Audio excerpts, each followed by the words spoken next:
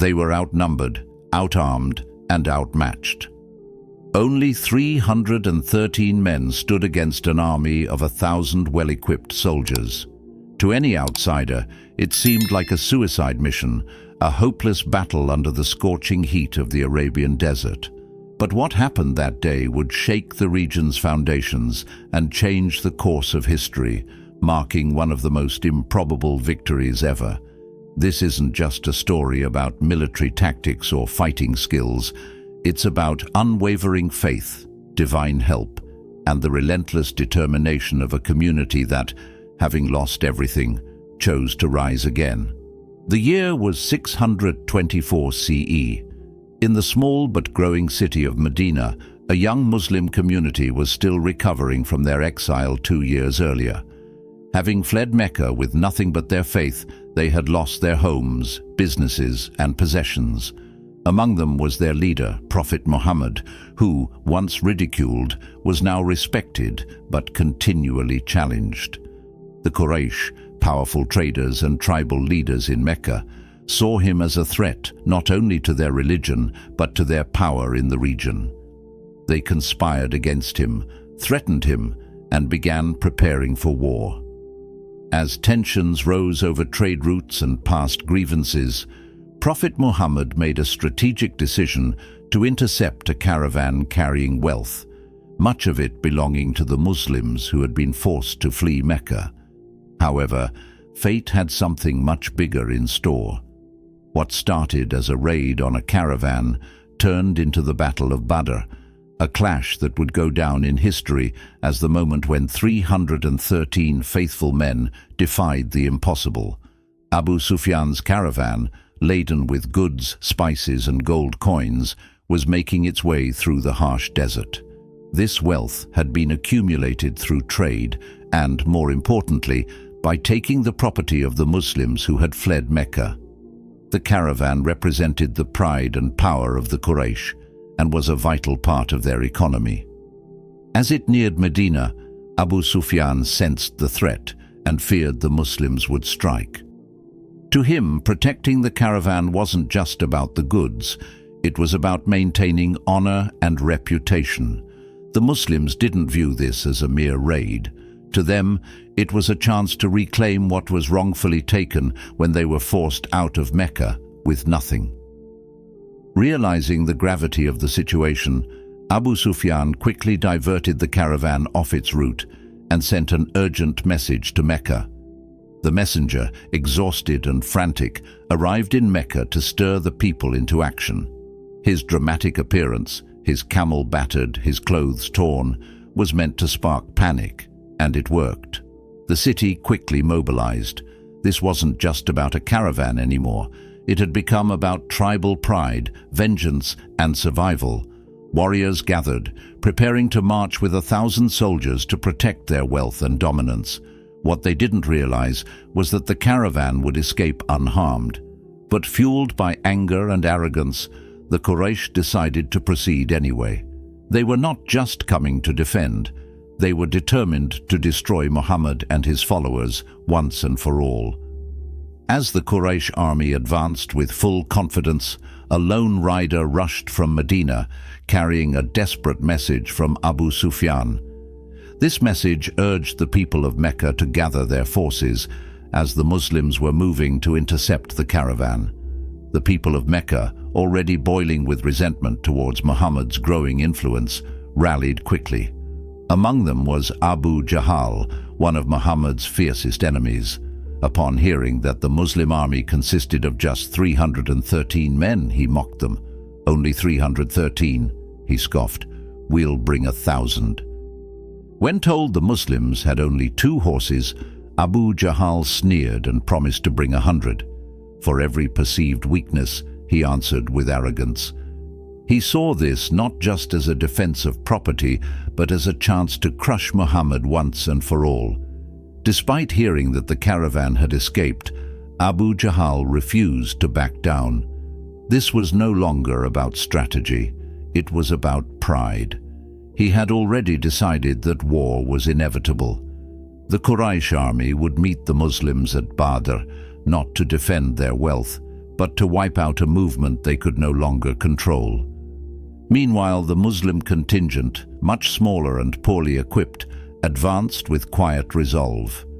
Prophet Muhammad led them with a sense of purpose, not driven by vengeance, but guided by a clear mission. They had no illusions about the odds stacked against them. They were just 313 men, many without armor, with only 2 horses and about 70 camels.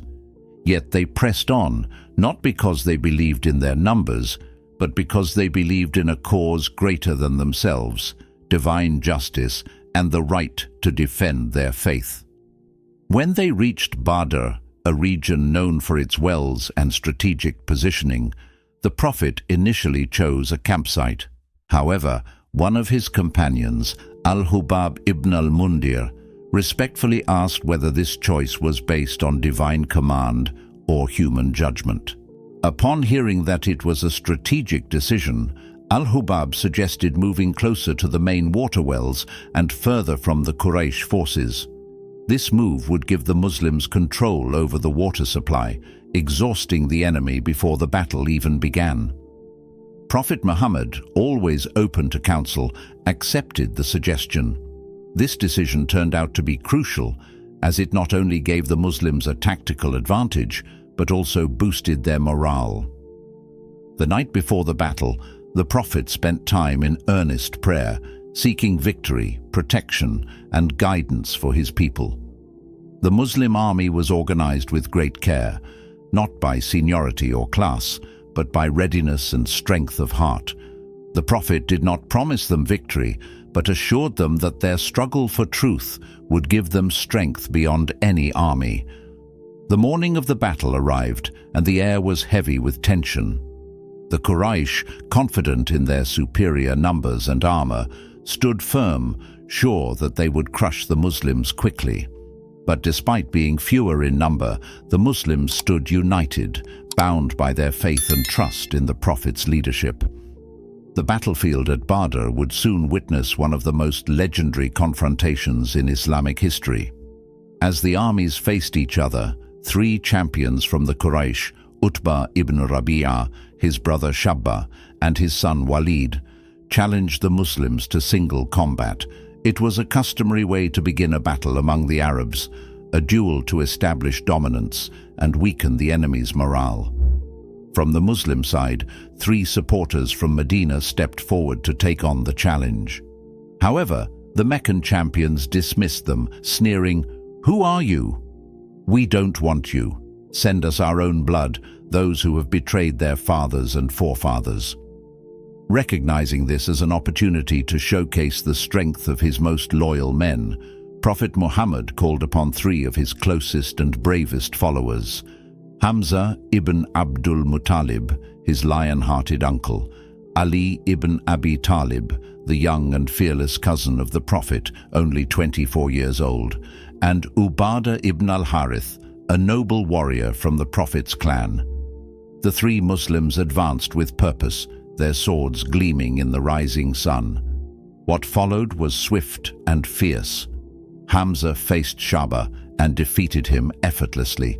Ali engaged with Walid, overpowering him with speed and precision.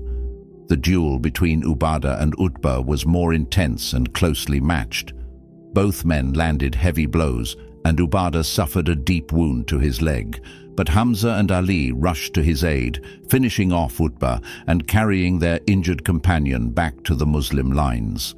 Though Ubadah would later die from his wounds, his sacrifice was the first of many acts of bravery that day. These initial duels sent shockwaves through the Meccan ranks. Their champions had fallen, their pride bruised, and their morale shaken. Despite being vastly outnumbered, the Muslims had made their first stand with honor and strength. The silence that followed was thick with tension as the rest of the battle loomed. With their champions fallen and their honor compromised, the Quraysh army was rattled. The echo of steel and cries of the wounded filled the air, but the full force of the battle was yet to unfold.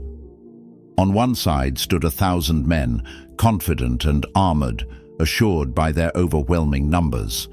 On the other, 313 believers, most without proper weapons or armor, yet carrying something far stronger, a mission they believed had divine backing.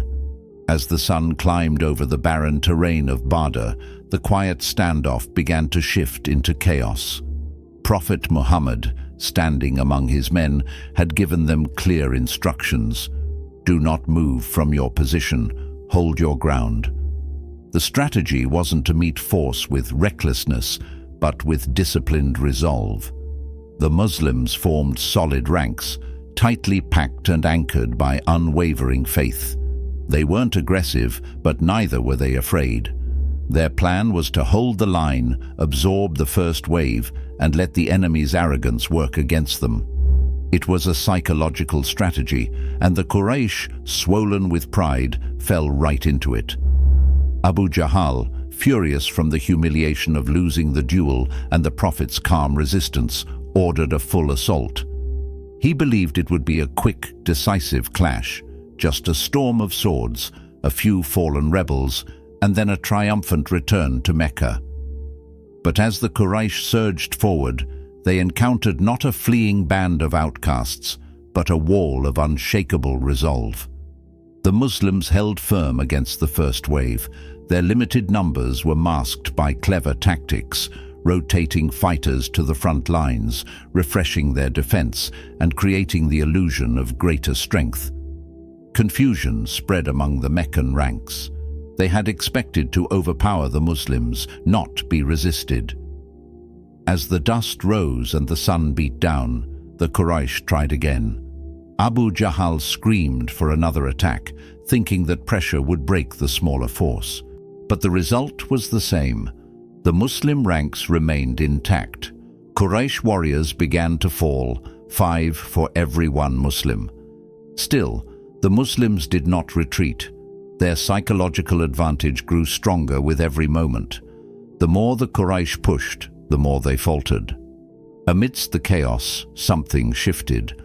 The battle was no longer about numbers or weapons. It had become a test of belief, resolve, and endurance.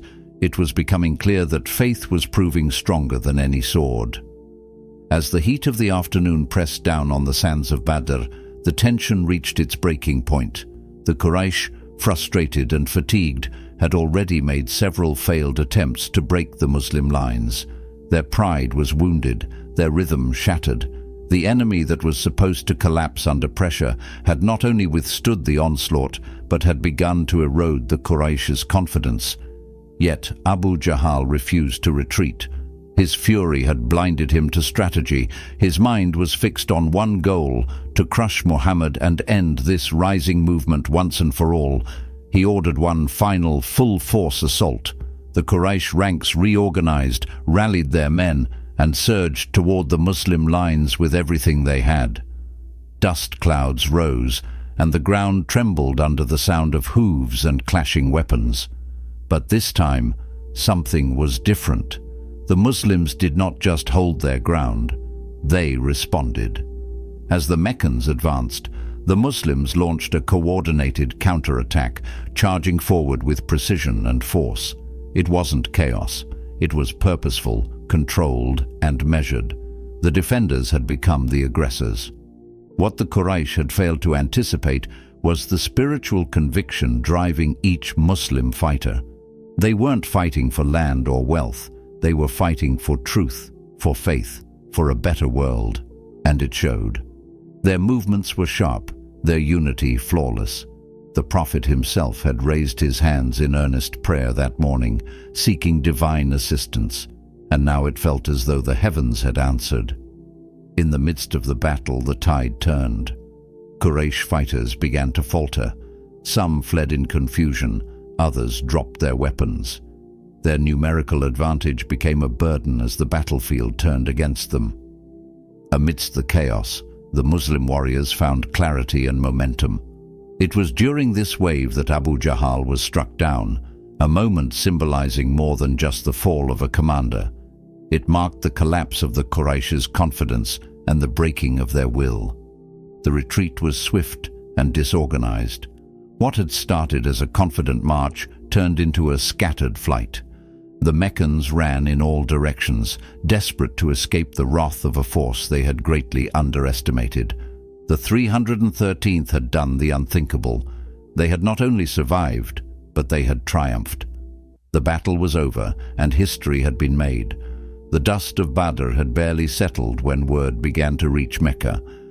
Survivors from the Quraysh army stumbled back into the city, exhausted, wounded, and broken, not just in body, but in spirit. The reaction in Mecca was one of disbelief. Many refused to accept what they were hearing. How could their mighty warriors, their seasoned generals, their well-equipped army be defeated by a mere handful of men? It seemed impossible, almost insulting, but the stories were consistent. Abu Jahl was dead, Utbah and his kin were gone, and many of the Quraysh elite lay lifeless in the sands of Badr. What was supposed to be a swift punishment had turned into the greatest humiliation the Quraysh had ever known. For over 60 years, the Quraysh had ruled the region with pride. They had never faced such a loss. The city that had once basked in the glory of defeating armies now trembled in the shadow of defeat at the hands of a mere 313 men. They had once exiled him. Now, the very man they had sought to silence, Prophet Muhammad, stood taller than ever. The tribal elders of the Quraysh gathered, desperate to make sense of what had happened. Their economic lifeline had been threatened, their prestige shattered, and the Muslim force they had dismissed as weak had struck a decisive blow. The impossible had happened. Some of the elders began to whisper that perhaps this movement was not as fragile as they had believed. Maybe there was something greater behind it, something they could no longer ignore. Meanwhile, in Medina, the atmosphere was electric. The returning Muslim army was welcomed like heroes. Joy spread through the streets as families wept with relief. Children ran beside their fathers, and people gathered to embrace their returning brothers. The Battle of Badr had become a symbol of hope and validation. The Muslims had not only defended their rights, but had done so with honor, overcoming impossible odds. Yet amid the joy, a quiet sorrow weighed heavy in the heart of the Prophet. As he entered his home, he learned that his beloved daughter, Ruqayya, Zrania, had passed away while he was away on the battlefield. She had been ill, and though he carried the weight of the entire community into battle, he had also carried the silent burden of knowing his child was slipping away. Despite this personal grief, the Prophet did not allow it to overshadow the community's celebration. He kept his sorrow within, allowing the people to rejoice in the victory that had lifted their spirits and reshaped their future. In both cities, Mecca and Medina, the world had changed. The Quraysh, once the undisputed rulers of the region, no longer held the same grip on power. The once persecuted Muslims now stood in the light of triumph. Badr was not just a battle. It was the moment the world realized that the Muslims were no longer a scattered group of believers. They were a force with a destiny. The Battle of Badr would forever mark a turning point in the history of Islam. What transpired in that desert valley was more than a military victory. It was a spiritual awakening, a validation of faith, and a dramatic shift in the balance of power across the Arabian Peninsula. In the days and weeks that followed, word of the battle spread far beyond Mecca and Medina. Tribes that had once viewed the Muslims with skepticism or disdain now began to reconsider. If 313 could defeat 1,000, what kind of strength did these believers truly possess? For many, the answer pointed not to numbers or weapons, but to the unseen force that guided them, their unshakable belief in one God and their trust in Muhammad as his messenger. The Prophet, however, did not let the victory breed arrogance. He knew that the Quraysh would not rest. Their pride had been wounded, their losses severe, and their fury only deepened by the realization that their enemy was no longer weak. Even as Medina celebrated, whispers of revenge brewed in Mecca. Abu Sufyan, who had narrowly escaped the earlier threat to his caravan, took charge of the Quraysh preparations for retaliation. He vowed to avenge the humiliation of Badr by raising a far greater army, one that would number in the thousands, and strike at the heart of Medina with merciless intent. Within the Muslim community, Badr instilled a renewed sense of purpose. It was proof that truth could stand against tyranny, that oppression would not last forever. But it also reminded them of the cost of resistance. Men had died, families had mourned, and the Prophet had lost a daughter he loved dearly. Victory had come with sacrifice, and no one forgot that. In the eyes of history, Badr became more than just an early Islamic battle. It became a symbol of divine support and prophetic leadership. It was a moment when the odds meant nothing, and the cause meant everything. Yet, with every victory comes consequence, and with every rise, opposition follows. The Quraysh would return more determined than ever. The battle lines of faith and resistance were only beginning to be drawn. The next chapter, though unwritten, promised even greater trials. What happened at Badr was not merely a clash of swords or a confrontation between two armies. It was a battle of belief, of perseverance, of unwavering trust in a higher purpose. On that scorching battlefield, 313 souls faced a force more than 3 times their size, not with fear, but with conviction. They stood for justice, for truth, and for the right to worship freely after years of humiliation, exile, and loss. Their victory was not just the defeat of an army. It was the triumph of principle over pride, unity over division, and faith over brute force. The legacy of Badr continues to inspire millions to this day. It reminds us that true strength does not lie in numbers or might, but in sincerity, patience, and courage in the face of overwhelming odds. It shows what can happen when leadership is wise, decisions are rooted in justice, and people are bound together by a shared mission greater than themselves. The victory was not theirs alone. It was a victory for all who believe that right can overcome wrong, no matter how impossible it may seem. If this story moved you, if it sparked something deeper within you, don't let it end here. Share it. Let others hear the story of how the seemingly impossible became reality on the plains of Badr. Leave a comment with your thoughts, and let's keep the memory of these brave souls alive. And if you want to learn what happened next, how the Quraysh responded, and what battles followed, make sure to subscribe and stay with us as we uncover the next chapter of this epic journey.